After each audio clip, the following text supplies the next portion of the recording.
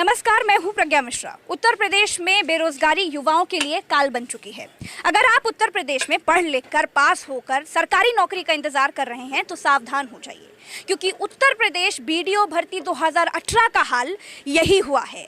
पढ़ाई लिखाई करी, परीक्षा दे दिया, पास हो गए, कुछ लोगों के डॉक्यूमेंट वेरिफिकेशन भी हो गए, आयोग के चक्कर काट डाले, कोर्ट कचहरी कर ली, मंत्रियों की जी हुजूरी कर ली, उनकी लानत तक सुन ली, मगर अंत में हाथ में नौकरी नहीं लगी, 2 लाइन में निरस्त होने की चिट्ठी लगी। ये चिट्ठी भी मैं आपको दिखा देती हूँ। तो 2 लाइनों में इन युवाओं का भविष्य लिख दिया गया। ये 3 साल की इनकी लड़ाई बेकार चली गई।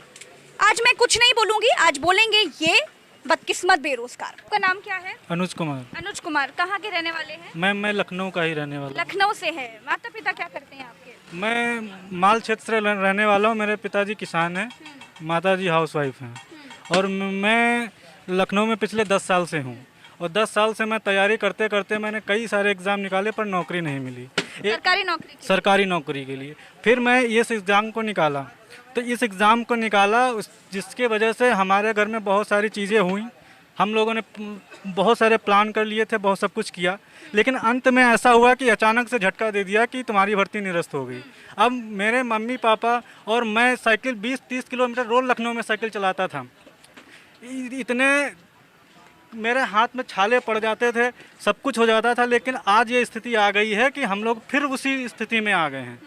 अब हम कहाँ जाएं? जीरो से शुरू किया था, फिर से जीरो पे खड़े। 10 साल पिछले 2010 में मैं इंटर पास किया था, तब से मैं लखनऊ में हूँ, तब से मैं लगातार मेहनत कर रहा हूँ, और आज फिर वहीं से जो 2010 में मेरी स्थिति थी और फिर वही स्थिति मेरी। और बेशर्मी देखिए, जिस बेशर्मी से इन लोगों के भविष्य के साथ खिलवाड़ किया गया। जब ये बेचारे, ये बदकिस्मत बेरोजगार ये सवाल करते हैं कि अब हमारा क्या होगा, अब हम क्या करें, क्योंकि हमने जहाँ से स्ट्रगल शुरू किया था हम वहीं पर आके खड़े हो गए, हमारे जीवन के इतने साल बर्बाद हो गए, हम क्या करें। तो कहा जाता है कि आप तो योग्य हो, आप तो कोई भी नौकरी कर लोगे।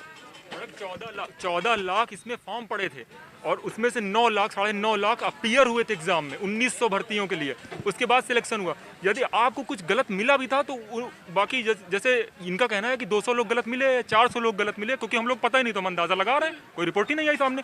तो जितने भी मिले आप उनको अभी तक ये चीज साफ नहीं है कि कौन लिप्त थे, कौन अधिकारी थे, कितने गलतियां करी। आपने पढ़ करके बताया, उसमें कुछ नहीं, तुगलकी फरमान है, बस मेरा मन हुआ निरस्त कर दिया, जाओ जो कुछ करना है कर लो। लोगों ने पुलिस की लाठियां खाई, दुत्कार सुनी, मंत्रियों की ताने सुने, इतना कुछ झेल लिया, उसके बाद में यहाँ पर खड़े हुए हैं, जीरो से शुरू करके जीरो पे खड़े हो गए। जी मैम, हम लोग धरना देते थे, पुलिस की गालियाँ खाई, लाठियाँ खाई, फिर इको गार्डन छोड़ दिया जाता था। हमारे देश का युवा सड़क पर है। हमारे देश की सबसे बड़ी समस्या बेरोजगारी है, और सरकार को और हम सबको इस बात को गंभीरता से लेना पड़ेगा। ये कोई मजाक नहीं है, ये बिल्कुल सत्य है। सरकारी कागजों में जो लोग आपको रोजगार करते हुए दिख रहे हैं वो आज भी सड़कों पर हैं, और इसी तरीके से हमारे बीच में बैठे हुए हैं। ग्राउंड की स्थिति ये है कि सरकार की नजरों में बेरोजगारी एक बहुत आम सा मुद्दा है, लेकिन अब कान खोलने पड़ेंगे और जागना पड़ेगा, सुनना पड़ेगा, इन लोगों की बात सुननी पड़ेगी, इन लोगों का दर्द समझना पड़ेगा। देखिए, हिम्मत रखनी पड़ेगी। जब लड़ाई लड़ते हैं तो हिम्मत रखनी पड़ेगी, और ये लड़ाई आपके हक। खत्म कर दिया ना मैम, हम लोग ने इतना तैयारी करे, इन लोग ने सब खत्म कर दिया। मैम ऐसा लगता है ये देखते हुए। हिम्मत रखिए, आप हिम्मत रखिए। आप लोगों ने बहुत मेहनत करी है, मेहनत कभी खाली नहीं जाती। माननीय मुख्यमंत्री जी आप लोग ने कैसे कैसे ये तैयारी की थी, और अब क्या है, क्या करेंगे? हम 5 साल हो गए तैयारी करते हुए, बड़ी मेहनत के बाद ये एग्ज़ाम निकाले थे। इस एग्ज़ाम को निकालने के मतलब घर वालों को ये आशा हो गई कि हमारा लड़का कुछ कर लिया है, अपने पैरों पे खड़ा हो गया है। इसी आस में हम 28 अगस्त 2019 से बैठे हुए हैं कि हम अपने पैरों पे खड़े होंगे, आज खड़े होंगे, कल खड़े होंगे। आयोग के सचिव कहते थे 2 महीने 3 महीने में, मंत्री कहते थे 10 दिन में, 15 दिन में, बस होने ही वाला है, होने ही वाला है। कोई मंत्री इनका बाकी नहीं है जिसके हम लोगों ने पैर नहीं पकड़े हों कि सर करा दीजिए। उनको यही कहा जाता था कि बस होने वाला है, बस होने वाला है। स्वतंत्र देव सिंह जी से अभी हफ्ते भर भी नहीं बीता है हम लोगों को मिले हुए, उन्होंने यही कहा था हमारा सारा मैटर निपट गया है, अब तुम लोगों का होने वाला है। हम लोग बड़े खुश थे इतने दिन से। आप लोगों से ये भी मेरी बात हुई थी, आप लोगों से ये भी कहा गया कि अब तो आप लोग मिठाई बांटी है। हाँ, ये कहा होने वाला। 9 जनवरी को हम लोग मोती सिंह जी से मिले थे, तो कहे थे बस तुम लोग मिठाई बंटवाने की तैयारी करो, तुम लोगों का होने वाला है। एक मतलब भद्दा मजाक है। जब आपको पता था भर्ती कैंसिल हो गई, तो इस तरीके का मजाक हम लोगों के साथ किया जाता है। हम लोग अपने घर वालों से बताते हैं कि मंत्री जी ने ऐसा कहा, वो तो बड़े खुश है कि बस होने वाला, हमारा लड़का कुछ बनने वाला है। हम लोग बैठे हुए मतलब मैम हद इस बात की हो गई है कि 3 OMR का कॉन्सेप्ट इस सरकार में आया था कि अगर कोई OMR गड़बड़ भरता है, बाद में भरवाता है प्रिंसिपल ऑफिस में या कहीं भी भरवाता है, तो हम उसको आयोग स्तर पर चेकिंग करके बाहर कर देंगे।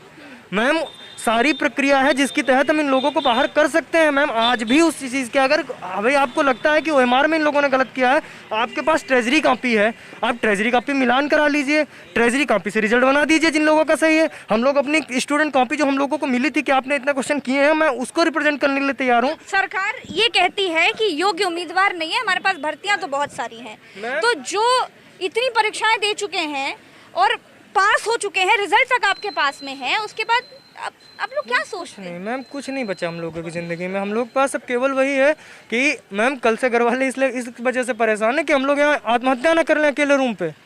इस वजह से वो बार बार फ़ोन कर रहे हैं कि बेटा मरना मत, हम हैं पीछे। तो मैम बताइए आप लोग निराश मत होइए, हम हैं आपके साथ। मैम अब क्या कर सकते हैं हम लोग की ज़िंदगी में कुछ नहीं बचा है। हम लोग के पास कुछ नहीं है घर पे, हम लोग ना घर पे कुछ है ना हम लोग के पास ज़िंदगी में कुछ है। जो लोगों ने अपने घर पे क्या बताया? मैम बस यही बताया है, घर पे हम पापा से मम्मी से किसी से बात भी नहीं कर पाए हैं। छोटे भाई को बता दिया कि ऐसा हो गया है, बस उसके अलावा हम लोग कुछ नहीं कर पाए। हम लोग को बात नहीं कर पा रहे हैं। कल से अभी तक घर पे खाना नहीं बना है। जब से बताया गया घर पे खाना किसी के मतलब यहाँ पे जितने लोग हैं किसी के घर पे खाना नहीं बना है। खाना तक 24 घंटा हो गया, हम लोगों ने किसी ने नहीं खाना खाया। रात भर हम लोग जगे हुए हैं, लखनऊ में 4 रोडों पे घूम रहे हैं। कल रात 11 बजे से खाना तक एक अन्य प्लेट में नहीं गया, सिर्फ पानी पे हम लोग घूम रहे हैं। निकले हुए हैं हम लोग सुबह 4 बजे घर से निकल के मंत्री जी के यहाँ पे आ गया था। जब ये निरस्त हो गई तो क्या आप लोग गए आयोग में? आयोग में गए हम लोग मोती सिंह जी के यहाँ गए, सबके यहाँ गए। आपसे क्या कहा? हमसे बोला कि कुछ और परीक्षा की तैयारी करो। तुम तैयारी करो, क्या बोल रहे हैं? कहते हैं तुम लोग तो इतने टैलेंटेड लोग हो, तुम लोग अन्य परीक्षाओं की तैयारी करो, IAS PCS की परीक्षा निकालो। बताइए इतना बताइए। क्या? आप मुझे एक बात बताइए कि आपने बोला कि 4-5 बार जांच हो गई, सब कुछ हो गया। हम लोग जब भी मिलने जाते थे, किसी मंत्री से मिलने, आयोग मिलने, बोले नहीं जल्दी हो रहा है, आप लोग का हो रहा है। अगर कोई पाया गया तो अब तक किसी को भी जेल क्यों नहीं हुई? कोई अधिकारी सस्पेंड क्यों नहीं हुआ? किसने, अगर कोई जांच हुई है अगर इसमें, तो अगर कोई गड़बड़ी कही है तो कोई पकड़ा क्यों नहीं गया अभी तक? उत्तर प्रदेश में आपने परीक्षा दी, आप पास हो गए, रिजल्ट आ गया, टॉप भी कर लिया, डॉक्यूमेंट वेरिफिकेशन तक चला गया, प्रोसेस चल रहा है, उसके बाद भी आपको नौकरी नहीं मिल पाई।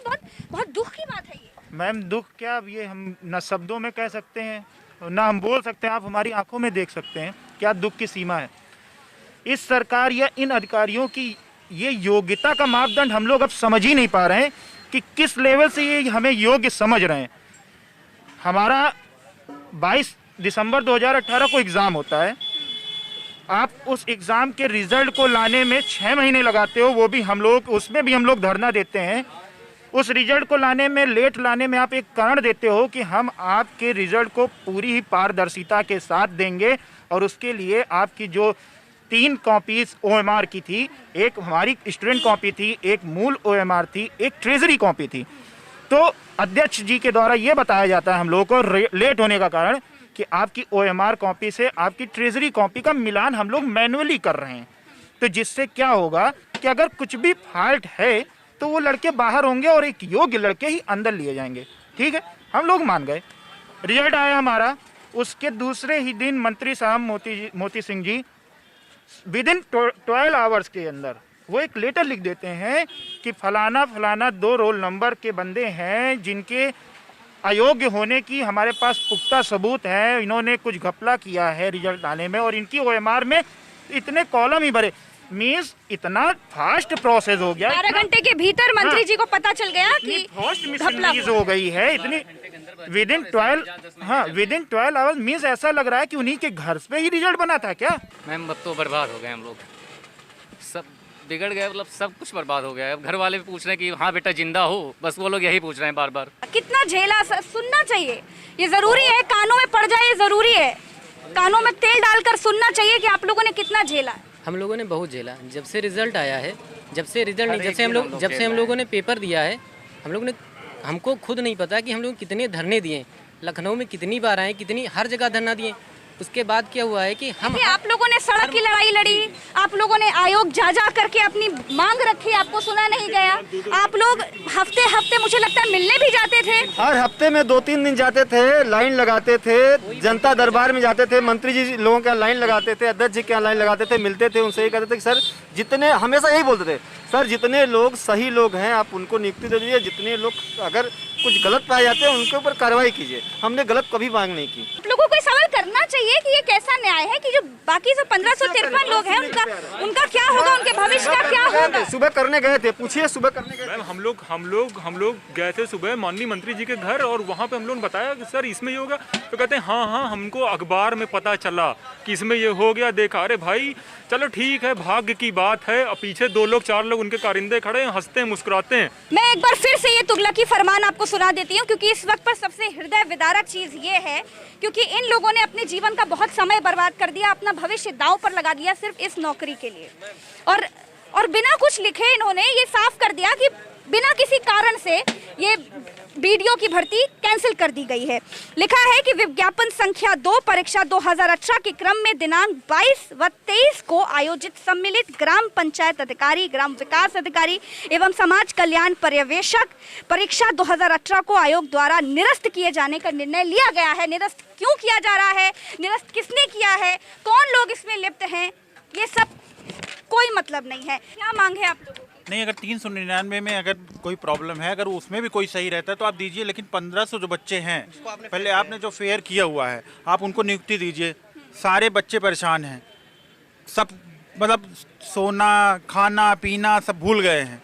घर में जो खुशी थी कि कम से कम नियुक्ति हो जाएगी, बच्चे 2 पैसे कमाने लगेंगे, माँ बाप ने जो अपने मतलब 24-24 घंटे मेहनत करके पढ़ाए लिखाए, सारे पैसे अब व्यर्थ हो गए। और उसके साथ साथ जो सपने थे कि चलिए 2 वक्त की रोटी कम से कम सुकून से मिलेगी, बच्चे जो है ले आके देंगे, अब ना बच्चे खा पाएंगे ना घर वाले खा पाएंगे। अभी घर वालों को ठीक से पता भी नहीं है। हम लोगों ने आश्वासन दिया हुआ है कि नहीं कुछ ना कुछ होगा, सही हो जाएगी, सरकार इसके बारे में सोचे। सरकार से क्या कहना चाहते हैं? सरकार से यही कहना चाहेंगे कि इसके बारे में एक बार फिर से सोचे समझे, 1500 बच्चों को जो है नियुक्ति दें। और जब 2 बार जाँच हो चुकी है, जब फेयर रिजल्ट आ चुका है, तो उसमें क्या कौन सी प्रॉब्लम है?